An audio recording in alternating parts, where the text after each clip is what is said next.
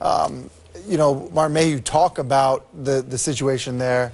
It was about changing the culture. I think the culture needs to be changed, and you need to instill some discipline in Detroit, and that's why Jim Schwartz wasn't the guy for the job. Yeah, I have to agree with you. I'm going to have to go with Jim Schwartz as well. It's just too much. There's too much talent on this roster, and when you look at this year, they're clearly underachieved considering what happened within the division with Jay Cutler and Aaron Rodgers. The division was theirs to be had.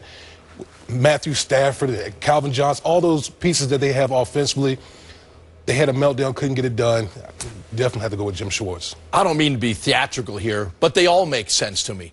We all know professional football is a tough way to make a living. It's a tough business.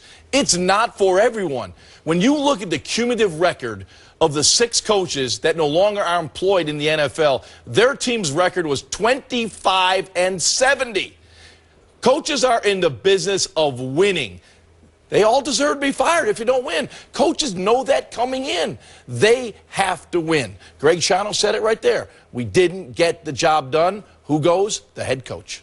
Drama from Ron Jaworski. 25-70 and 1, by the way. Yeah, in 1. Don't forget the tie. Yeah, the tie. Oh.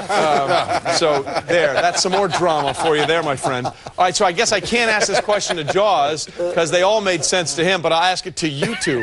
Which way? Because you're out. You're on an island. You're with fired Revis already. You're in Revis Island with Tampa over there. Which one had you scratching your heads? Cleveland.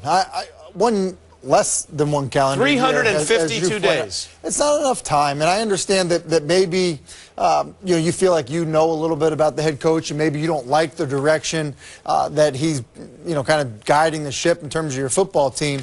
At the same time, you have to give somebody the ability to change and maybe understand that in year 1 of being a head coach in the National Football League, that maybe you do things differently in year 2. And to think that Rob Chudzinski dealt with what he had to deal with at the quarterback position and still got production out of guys like Josh Gordon after he was suspended for the first part of the season. You held the locker room together after you trade away Trent Richardson. To me, it's too early. I don't know how you truly know. It's got to be Cleveland. My biggest problem is, where is the accountability with the front office? What happened to investigate, you know, doing your thorough due diligence with your head coach?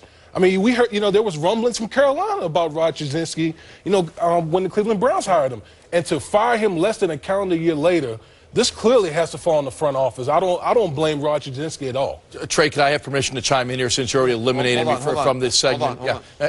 Yeah, go ahead. Okay, because there is a little bit of a head scratch here, and I'm going to say it's Tampa Bay. Because not only did Greg Schiano get fired, Mark Dominic, the general manager, got fired as well. Much like when John Gruden got fired, along with Bruce Allen got fired at the same time. So they have a reparation project to do in their entire front office. And now who's going to lead the Tampa Bay Buccaneers into the future? That's why that's somewhat of a head scratcher. They both got fired today. And I get the Cleveland thing. Pat Shurmur only had 2 years before that. This is a great football town. They enjoy their football. They deserve better than a constant revolving door of head coaches over the last 5-6 years.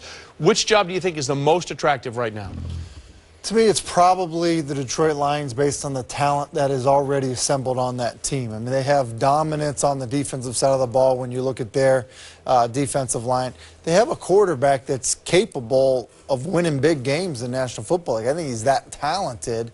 And so I think if you want to have success in the NFL as a coach, I think you have to have a quarterback. I think they potentially have one in Detroit, which would make that job the most attractive. Yeah, I think a lot of people look at the Detroit Lions because of the quarterback and guys that can get after the opposing quarterback.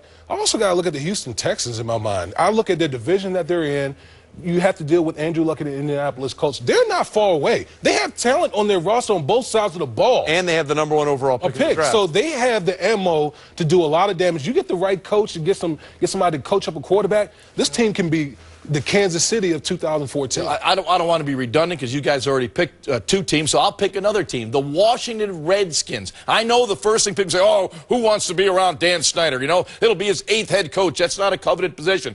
But there's talent on that football team, and it starts with the quarterback. We know Detroit has Matthew Stafford. A year ago, we were singing the praise of RG3. He's the most dynamic quarterback ever to come in the league. Some head coach out there, a potential head coach, is going to be intrigued by the fact that he has RG3 to build his franchise around. Well, listen, that makes a lot of sense. And when RG3's right, He's almost impossible to defend. They do have 2 edge rushers in Arakpo and Ryan Kerrigan. There are some holes in that secondary and worries about the offensive line, but they also had Alfred Morris and Pierre Garçon. So there's a lot of weapons there. Glad you agree with me. Well, They all pay well, too, Trey. What? They all pay well, too. Shanahan left. That's why it took so long for Shanahan to get out. The check was large. He grabbed that thing through the facility. But this is a temporary job. Since Bill Belichick was hired by the Pats in 2000, 111 different head coaches. NFL stands for not for long, even as a head coach.